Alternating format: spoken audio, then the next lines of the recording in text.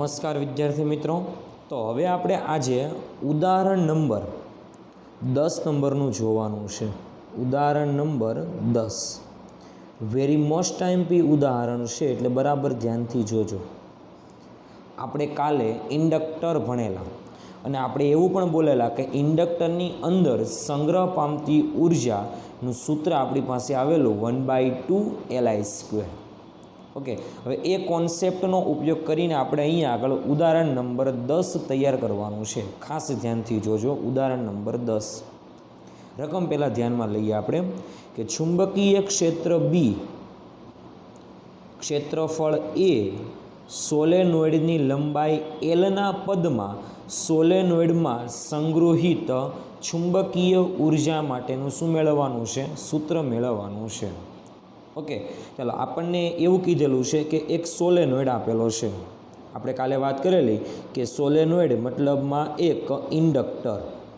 માની લો કે આ એક સોલેનોઇડ છે કે જેને આપણે શું કહીએ છીએ? ઇન્ડક્ટર કહીએ છીએ। ઓકે, આ સોલેનોઇડ જે છે એનું ઇન્ડક્ટન્સ છે કે જેને આપણે એલ કહીએ। ઓકે, હવે આ સોલેનોઇડમાં સંગ્રહ પામતી ઉર્જાનું સૂત્ર આપણી પાસે હતું, એટલા માટે આપણે અહીંયા આગળ વાક્ય લખી શકાય કે સોલેનોઇડમાં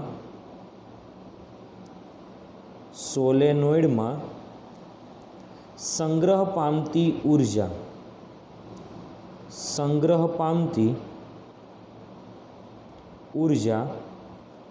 આપણી પાસે સૂત્ર હતું યુ બરાબર, સોલેનોઇડમાં સંગ્રહ પામતી ઉર્જાનું સૂત્ર હતું યુ બરાબર 1/2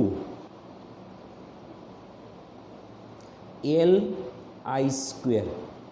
1/2 Li²। આને આપણે સમીકરણ નંબર 1 આપી દઈએ, જ્યાં એલ એટલે આપણે કહેતા હતા આત્મપ્રેરકત્વ। આઈડિયા એવો વસ્તુમાં એલને આપણે શું કહીએ છીએ? આત્મપ્રેરકત્વ કહીએ છીએ। ઓકે, આને આપણે સમીકરણ નંબર 1 આપી દીધું છે। ચાલો હવે આપણે ચુંબકીય ઉર્જા ક્યાં સંગ્રહ પામશે? તો કે સોલેનોઇડના અંદરના ભાગમાં। તો સંગ્રહ પામશે તો કે આપણે એ સંગ્રહ પામતી ઉર્જાનું સૂત્ર આપણે મેળવવાનું છે, પરંતુ એ સંગ્રહ પામતી ઉર્જાના સૂત્રમાં બી હોવો જોઈએ, સોલેનોઇડનું ક્ષેત્રફળ હોવું જોઈએ અને સોલેનોઇડની લંબાઈ હોવી જોઈએ। ઓકે, આપણી પાસે સોલેનોઇડના અંદરના ભાગમાં ઉર્જાનું સૂત્ર હતું।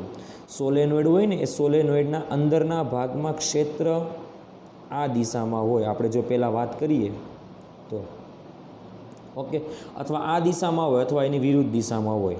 તો સોલેનોઇડના અંદરના ભાગમાં ઉર્જાનું સૂત્ર આપણી પાસે હતું બી બરાબર μ0, સોલેનોઇડમાં આટાઓની સંખ્યા n, સોલેનોઇડમાંથી પસાર થતો પ્રવાહ I અપોન સોલેનોઇડની લંબાઈ કે જેને આપણે સ્મોલ એલ કહીએ છીએ। ઓકે, આ કેપિટલ એલ એટલે આત્મપ્રેરકત્વ કહીએ છીએ, અને અહીંયા આગળ જે એલ છે એ છે સોલેનોઇડની લંબાઈ। આઈડિયા એવો આ વસ્તુમાં। હવે આ સમીકરણમાં આપણે આઈને સૂત્રનો કરતા બનાવી દઈએ તો આપણી પાસે સમીકરણ મળે I બરાબર બી એટલે ચુંબકીય ક્ષેત્ર, એલ સામે જાય તો બી એલ અપોન સૂત્ર આવે μ0 × n। ઓકે, ચલો આ I મળી ગયો આપણને। હવે સોલેનોઇડમાં બે છેડે આપણે વાત કરેલી કે EMF ઉત્પન્ન થાય છે, મતલબમાં આ જે ઇન્ડક્ટર છે આ ઇન્ડક્ટરના બે છેડે EMF ઉત્પન્ન થાય છે। આઈડિયા એવો આ વસ્તુમાં વિદ્યાર્થી મિત્રો। ઓકે, એટલા માટે આપણે આત્મપ્રેરકત્વનું સૂત્ર હતું એલ બરાબર n∅, સોલેનોઇડમાં આટાઓની સંખ્યા n હોય તો n∅/I। ફાઈ એટલે સોલેનોઇડમાં સંકળાયેલું ફ્લક્સ, ફ્લક્સનું સૂત્ર હતું BA, એટલા માટે આપણું સૂત્ર બને n, ફાઈ બરાબર સૂત્ર આવે BA/I થશે। ઓકે, એટલે આપણને શું મળી ગયો? એલ મળી ગયો। ચાલો, આપણી પાસે એલ છે, આપણી પાસે I છે, તો આ બંનેની કિંમત આપણે આ સમીકરણ નંબર 1માં મૂકી દઈએ તો આ બંનેની કિંમત સમીકરણ નંબર 1માં મૂકીએ એટલે આપણે અહીંયા લખી શકાય કે સમીકરણ 1 પરથી શું લખી શકાય? યુ બરાબર 1/2 એલ એટલે આપણે કિંમત મૂકવાની છે, એલ એટલે એન બી એ બાય આઈ, તો આપણે અહીંયા આગળ કિંમત મૂકી દઈએ N B A upon i. Okay, ચાલો હવે આપણે અહીંયા આગળ એલની કિંમત મુકાઈ ગઈ. ચાલો હવે આપણે અહીંયા આગળ આઈની કિંમત મૂકવાની છે, ખાસ ધ્યાન આપજો. એટલે અહીંયા આગળ આઈ સ્ક્વેર મૂકવાનો છે, મતલબ આવો થાય. અથવા આપણે જો આઈ પહેલાં મૂકી દઈએ તો અહીંયા આગળ આપણે કહીએ કે આઈ સ્ક્વેર થાય. ચાલો એક એક આઈ કેન્સલ થઈ જાય, એક એક આઈ કેન્સલ થઈ જાય એટલે આપણું સમીકરણ શું બનશે? યુ બરાબર 1/2 એન બી એ ઇન્ટુ આઈ થશે. ઓકે, હવે આ જે આઈની કિંમત આ છે ને એમાં હવે આપણે આ કિંમત મૂકી દઈએ એટલે આપણે આઈની કિંમત આમાં મૂકી દઈએ. એટલા માટે આપણું નવું સમીકરણ શું બનશે? ખાસ ધ્યાનથી જોજો. આપણું નવું સમીકરણ બનશે યુ બરાબર 1/2 એન બી એ ડોટ આ એટલે આપણું સમીકરણ બનશે B L upon mu 0 N. એટલા માટે આપણે અહીંયા લખી દઈએ B L upon mu 0 N. N N cancel થઈ ગયા, બી ઇન્ટુ બી એટલે થશે બી સ્ક્વેર. એટલા માટે આપણી પાસે સમીકરણ આવે ઉર્જાનું, મેન સૂત્ર બની જશે યુ બરાબર 1/2, તો આપણે આગળ લખી દઈએ 1/2. ઓકે, બી બી એટલે થશે બી સ્ક્વેર અપોન છેદમાં વધશે મ્યુ 0 અને અંશમાં હજી એ ઇન્ટુ એલ વધે છે. એટલા માટે આપણે કહી શકાય કે એ ઇન્ટુ એલ. ઓકે, એટલે આ સોલેનોઇડના અંદરના ભાગમાં એટલે ઇન્ડક્ટરના અંદરના ભાગમાં સંગ્રહ પામતી ઉર્જાનું સૂત્ર છે બીના સ્વરૂપમાં, એના સ્વરૂપમાં અને એલના સ્વરૂપમાં. જ્યાં બી એટલે સોલેનોઇડના અંદરના ભાગમાં ઉદ્ભવતું ચુંબકીય ક્ષેત્ર, એ એટલે આપણે કીધેલું તે પ્રમાણે ક્ષેત્રફળ અને એલ એટલે સોલેનોઇડની લંબાઈ. આપણે ત્રણના સ્વરૂપમાં મેળવવાનું હતું, તો આ આપણો જવાબ મળી જશે આરામથી. આઈડિયા એવો આ વસ્તુમાં. ઓકે, તો આ આપણો પહેલો જે પ્રશ્ન છે એ પહેલા પ્રશ્નનો જવાબ મળી ગયો. ઓકે, આ આપણે જવાબ લખી શકાય કે સોલેનોઇડના અંદરના ભાગમાં એટલે ઇન્ડક્ટરના અંદરના ભાગમાં ઉદ્ભવતી કઈ ઉર્જા? તો કે એને કહેવાય ચુંબકીય ઉર્જા, અને એ ચુંબકીય ઉર્જાનું સૂત્ર છે. ઓકે, હવે આપણને શું પ્રશ્ન પૂછેલો છે કે આ ચુંબકીય ઉર્જાને કેપેસિટરમાં સંગ્રહિત વિદ્યુત ઉર્જા સાથેની સરખામણી કેવી રીતે કરી શકાય છે?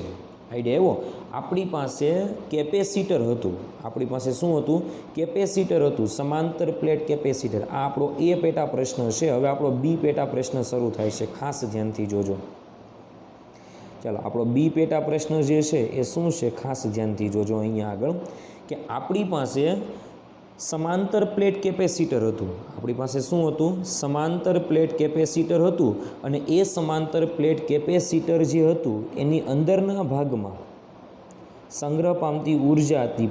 અહીંયા આગળ પ્લસ ક્યુ વિદ્યુતભાર જમા થાય, અહીંયા આગળ માઇનસ ક્યુ વિદ્યુતભાર જમા થાય. એટલે કેપેસિટરમાં સંગ્રહ પામતી ઉર્જાનું આપણી પાસે સૂત્ર આવું હતું 1/2 એપ્સાઇલોન 0 ઈ સ્ક્વેર એ ઇન્ટુ ડી.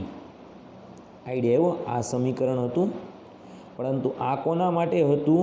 તો કે કેપેસિટર જે છે અહીંયા આગળ સમાંતર પ્લેટ કેપેસિટર છે એ બે પ્લેટ વચ્ચેનું અંતર સ્મોલ ડી હતું.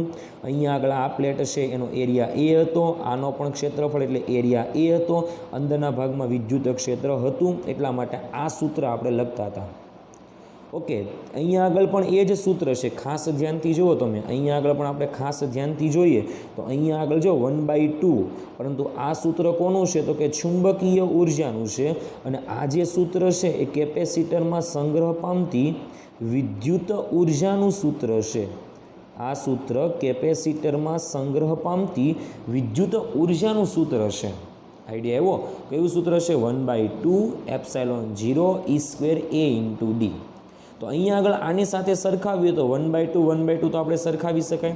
ચાલો, બી સ્ક્વેર, બી એટલે ચુંબકીય ક્ષેત્ર, તો અહીંયા આગળ ઈ એટલે ચુંબકીય ક્ષેત્ર છે. ઓકે, અહીંયા આગળ એ એટલે શું છે? તો જે આપણે સોલેનોઇડ લીધેલું એનું ક્ષેત્રફળ, તો અહીંયા આગળ સમાંતર પ્લેટ કેપેસિટર છે એની પ્લેટનું ક્ષેત્રફળ. ઓકે, અહીંયા આગળ એલ એટલે શું હતા? તો કે સોલેનોઇડના બે છેડા વચ્ચેનું અંતર. તો અહીંયા આગળ ડી એટલે શું છે? તો કે સોલેનોઇડની બે પ્લેટ વચ્ચેનું અંતર છે. આઈડિયા એવા વસ્તુમાં. અને અહીંયા આગળ આપણે જે μ0 લખીએ છીએ નીચે, તો અહીંયા આગળ આપણે કીધેલું ε0 એના વ્યસ્ત પ્રમાણમાં આપણે સરખાવી શકાય. એટલા માટે આ જે ઉર્જા છે આને કહેવામાં આવે ચુંબકીય ઉર્જા, કે જેને આપણે UM વડે દર્શાવીએ. અને આ જે છે એને કહેવાય વિદ્યુત ઉર્જા, કે જેને UE વડે દર્શાવીએ છીએ. તો આ ઉર્જાને કહેવામાં આવે ચુંબકીય ઉર્જા. કઈ ઉર્જા? ચુંબકીય ઉર્જા. આને આપણે દર્શાવીએ, એને આપણે દર્શાવવાનું છે ચુંબકીય ઉર્જા. અને આ જે ઉર્જા છે એને આપણે દર્શાવીએ શું? વિદ્યુતીય ઉર્જા. આઈડિયા એવો. એટલે આપણે આ રીતે પણ સરખાવી શકાય છે. એટલે આપણી પાસે પ્રશ્ન શું પૂછેલો હતો? ખાસ ધ્યાનથી જુઓ. આપણને પ્રશ્ન એવો પૂછેલો હતો કે આ ચુંબકીય ઉર્જાને કેપેસિટરમાં સંગ્રહિત ઉર્જા સાથે કેવી રીતે સરખાવી શકાય તેના વિશેનો પ્રશ્ન હતો. તો આ હતું આપણું ઉદાહરણ નંબર 6.10. કેપેસિટરમાં સંગ્રહ પામતી ઉર્જાનું પણ સૂત્ર મળી ગયું આપણને, અને એને આપણે ઇન્ડક્ટરની અંદર સંગ્રહ પામતી ચુંબકીય ઉર્જાના સૂત્ર સાથે સરખાવેલું છે. એટલે આ પણ આપણો જવાબ થશે, અને આ સરખામણી કરીને આવડે પણ આપણે જવાબ લખી શકાય છે. આઈડિયા એવો. તો આ હતું આપણું ઉદાહરણ નંબર 6.10. સૌથી મોસ્ટ આઈએમપી ઉદાહરણ છે, એટલે ખાસ ધ્યાનથી તમારે તૈયાર કરવાનું છે. ઓકે, હવે આપણે આગળનું ઉદાહરણ જોઈએ. ખાસ ધ્યાનથી જોજો. શું કીધેલું છે જુઓ. સ્વાધ્યાયનો 6.8 નંબરનો દાખલો છે. આ દાખલો સ્વાધ્યાયનો દાખલો છે, પણ સ્વાધ્યાયનો 6.8 નંબરનો દાખલો છે. આ દાખલો પણ આઈએમપી દાખલો છે, એટલે ખાસ યાદ રાખજો. ચલો, તમને શું કીધેલું છે? એક પરિપથ છે. એ પરિપથમાં 0.1 સેકન્ડમાં, એટલે એનો મતલબ એવો કે સમયનો ફેરફાર આપેલો છે, કે જેને આપણે ડેલ્ટા એસ વડે દર્શાવીએ છીએ. તો ડેલ્ટા એસ બરાબર કેટલા છે? તો કે 0.1 સેકન્ડ છે. તો 0.1 સેકન્ડમાં વિદ્યુત પ્રવાહમાં 5 એમ્પિયરથી 0.0નો ઘટાડો થાય છે. એટલે પહેલાં પ્રવાહ 5 હોય અને પછી પ્રવાહ ઘટીને કેટલો થઈ જાય? 0. એટલા માટે આપણે લખી શકાય કે ફર્સ્ટ ટાઈમ પ્રવાહ, કે જેને આપણે I1 કહીએ છીએ, 5 એમ્પિયર. ઓકે, અને અંતમાં જે પ્રવાહ છે એને આપણે કહીએ છીએ I2 બરાબર 0 એમ્પિયરનો પ્રવાહ. એટલે આપણે કહી શકાય કે ડેલ્ટા એ જે છે એ ડેલ્ટા એ કેટલા લખી શકાય? ડેલ્ટા આઈ. અંતિમ પ્રવાહ કેટલો છે? I2 માઇનસ પ્રારંભિક પ્રવાહ કયો છે? તો કે I1 છે. ઓકે, તો આપણે આવું લખી શકાય. ખાસ ધ્યાનથી જોજો. ડેલ્ટા આઈ બરાબર I2 કેટલા છે? 0. I1 કેટલા છે? 5. એટલા માટે લખી શકાય કે ડેલ્ટા આઈ બરાબર -5 એમ્પિયર નો પ્રવાહમાં ફેરફાર થાય છે. હા, તો તમને આઈડિયા આવી જ ગયો હશે. ચાલો, હવે આપણને શું કીધેલું છે? કે 200 વોલ્ટના સરેરાશ EMF પ્રેરિત થાય છે. એટલે આપણને ઉદ્ભવતું પ્રેરિત EMF આપેલું છે E બરાબર 200 વોલ્ટનું. કેટલા વોલ્ટનું EMF આપેલું છે? 200 વોલ્ટનું EMF આપેલું છે. તો આપણને શું કીધેલું છે? તો આ પરિપથનું આત્મપ્રેરકત્વ મેળવવાનું છે. ઓકે, એટલે આપણે આત્મપ્રેરકત્વનું જે સૂત્ર હતું ને એ સૂત્ર મૂકવાનું થશે. આત્મપ્રેરકત્વનું આપણી પાસે સૂત્ર હતું EMF માટે, કે E બરાબર -L DI/dt. આ DI એટલે સૂક્ષ્મ ફેરફાર છે, પણ અહીંયા આગળ આપણે ફેરફાર ડેલ્ટા I લઈએ તો સૂત્ર આવે -L ડેલ્ટા I/ΔT પણ લખી શકાય છે. આઈડિયા એવો. ચાલો, આપણે L મેળવવાના છે, એટલે Lને સૂત્રનો કરતા બનાવીએ. એટલે L બરાબર સૂત્ર શું બનશે? E ડેલ્ટા સ્મોલ ટીના છેદમાં શું બનશે? તો કે ડેલ્ટા I. ખાલી ડેલ્ટા I ક્યાં આવશે? નીચે આવશે. એટલા માટે લખી શકાય ડેલ્ટા I.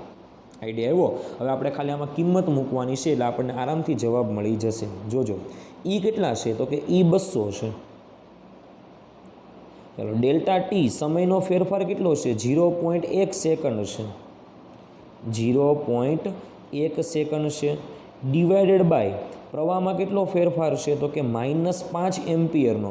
આ સૂત્રનો માઇનસ, આપણે અહીંયા આગળ માઇનસ લખવો પડે, સૂત્રનો માઇનસ અને આ પ્રવાહના ફેરફારનો માઇનસ બંને કેન્સલ થઈ જશે એટલે અહીંયા આગળ ખાલી વધશે 5. આઈડિયા એવો આ વસ્તુમાં. ઓકે, હવે આની આપણે ગણતરી કરીએ એટલે આપણને શું મળી જશે જવાબ? L બરાબર 200/5 કરીએ એટલે આપણને જવાબ મળશે 46 ગુણ્યા 0.1. 40 ગુણ્યા 0.1 કરીએ એટલે આપણને જવાબ મળશે 4.